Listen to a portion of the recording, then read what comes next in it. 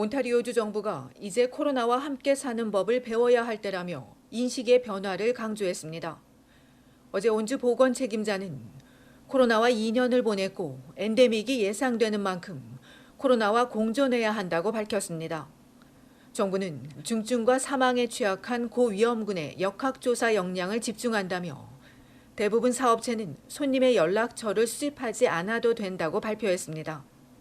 더 이상 접촉자를 추적하지 않는 대신 주민들 스스로가 위험을 식별하고 매일 증상을 모니터링해야 한다고 정부는 덧붙였습니다.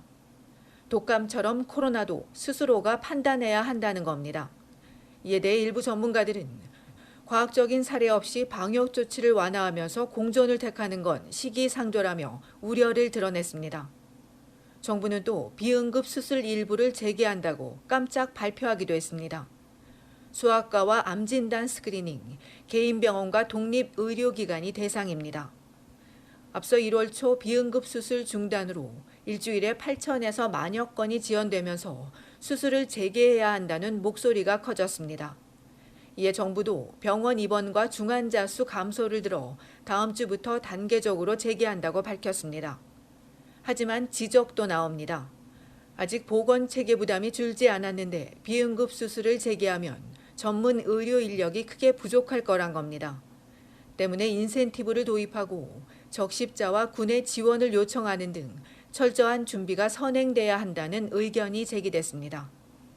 온주 정부는 3월쯤 돼야 나아지고 4월에는 모든 지표가 빠르게 퇴조할 걸로 예측했습니다. 하지만 아직 숲을 벗어나지 못했다며 개인 방역 수칙을 준수하고 3차까지 백신을 맞아야 한다고 강조했습니다. 한편 온주는 다음 주 월요일부터 영업 활동이 다시 재개됩니다. 음식점과 술집의 실내 영업이 정원의 50%까지 허용되고 헬스장도 문을 엽니다.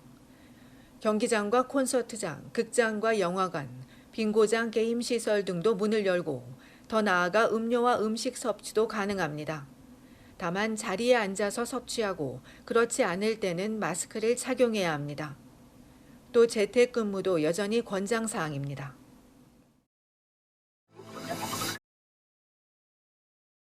다음 달 4일부터 한국에 들어가는 모든 해외 입국자의 격리기간이 기존 열흘에서 일주일로 줄어듭니다. 중앙방역대책본부는 우세종이 된 오미크론 변이에 맞춰 대응 체계를 전환한다며 2월 4일 0시부터 해외 입국자 격리기간을 사흘 줄인 7일로 단축하기로 했다고 밝혔습니다. 백신 접종력과 관계없이 모든 해외 입국자에게 적용됩니다. 하지만 정부는 격리 면제서 발급 유효기간을 14일로 줄이고 엄격하게 한정하는 등 나머지 해외 유입 방역관리 강화 조치는 그대로 유지하기로 했습니다. 또 PCR 검사 이외에 2차례 자가 검사도 해야 하고 입국 후 3일간 재택근무를 권고받게 됩니다. 한편 오늘 한국 정부가 발표한 바에 따르면 28일 0시 기준 해외 유입은 202명이며 이 중 캐나다 유입은 오늘 9건, 어제 4건입니다.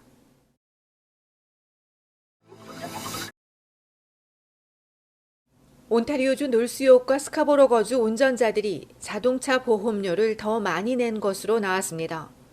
자동차 보험료 비교기관이 2021년 지역별 보험료를 비교 분석했습니다. 그 결과 놀수욕 험버리버 블랙크릭에 거주하는 운전자는 2,746달러를 냈습니다. 반대로 토론토 센터와 유니버시티 로즈데일, 스파다이나 포트욕 거주 운전자들은 토론토에서도 가장 낮은 1,620달러를 지불했습니다. 최고와 최저 보험료 차이가 무려 1,126달러에 달했습니다. 놀수욕은 대체적으로 보험료가 높았습니다. 욕센터와 욕사우스 웨스턴이 2,685달러, 덤벨리 이스트와 비치 이스트 욕도 2,534달러였습니다. 이외에 욕사우스 웨스턴과 욕센터, 데븐포트, 에글링턴 로렌스도 2,200달러를 넘었고 에토비코 놀스와 스카보로 일부 지역도 2,300여 달러를 지불했습니다. 이들 지역에 거주하는 운전자들이 토론토 평균 보험료인 1,952달러보다 더 많이 내고 있습니다. 토론토 다운타운과 서쪽 지역의 보험료가 평균보다 낮았으며 놀수욕에선 윌로우데일 지역 한 곳만이 1,652달러로 낮은 편에 속했습니다. 사실 지난해 토론토의 평균 자동차 보험료는 11.3% 감소했습니다. 그럼에도 여전히 온주 평균 자동차 보험료인 1,555달러보다는 높은 수준입니다. 도시별로 보면 번지역이 2,179달러로 가장 높고 에이젝스와 리치먼드 힐, 브램튼과 미시사가 피커링 순이며 토론토는 7번째입니다. 기관은 코로나가 진정되고 일상으로 회복되면 자동차 보험료가 다시 오를 것이라고 전망했습니다.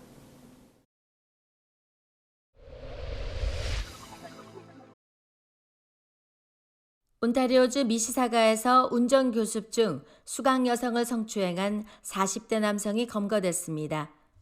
경찰에 따르면 이 남성은 지난 11일 자신을 고용한 여성을 태우고 운전 연습을 하던 중 차 안에서 성추행한 혐의를 받고 있습니다.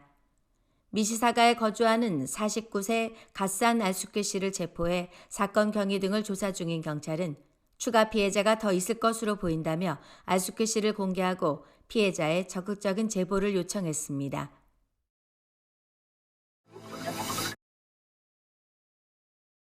백신 접종 의무화에 반대하는 트럭 시위대가 온타리오주 광역 토론토를 지나 오늘 오타와에 도착했습니다.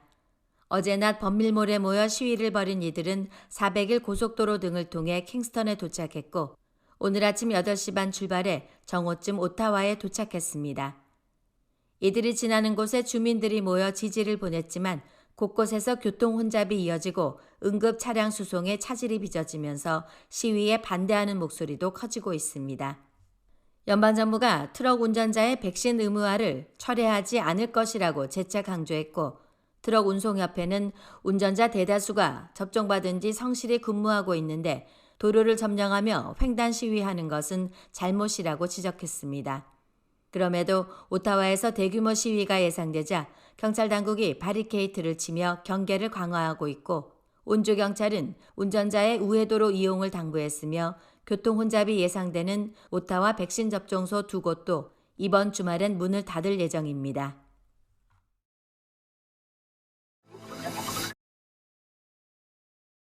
직장 내 감염자를 지원해주는 산업재해보험기관 WSIB가 PCR 검사 없이도 신청이 가능하도록 조정했습니다.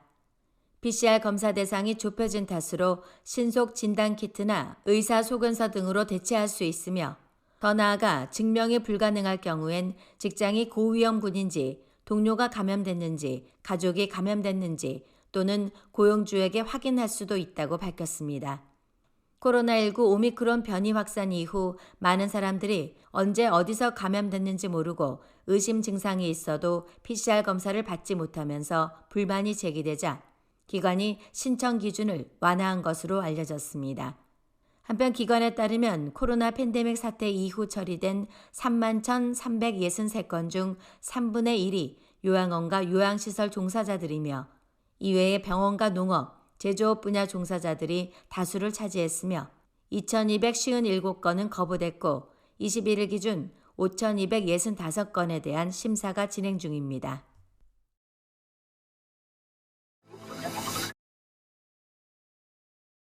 코로나19에 걸려 병원에 입원하는 환자가 그제 1,900명에서 어제 1,457명으로 집계돼 하루 새 수백여 명 감소했습니다.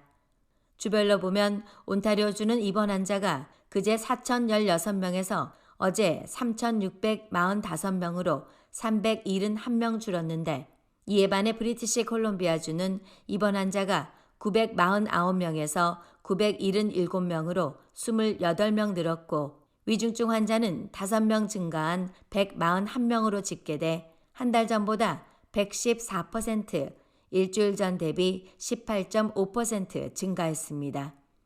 알버타주도 전날보다 51명 늘며 어제 1,469명이 입원해 코로나 팬데믹 이후 역대 최다를 기록했고 18세 미만 환자도 4%에 달했으며 106명이 집중 치료를 받고 있습니다. 전국에서 사망자는 계속 늘어 코로나 팬데믹 이후 어제까지 모두 33,373명이 희생됐습니다.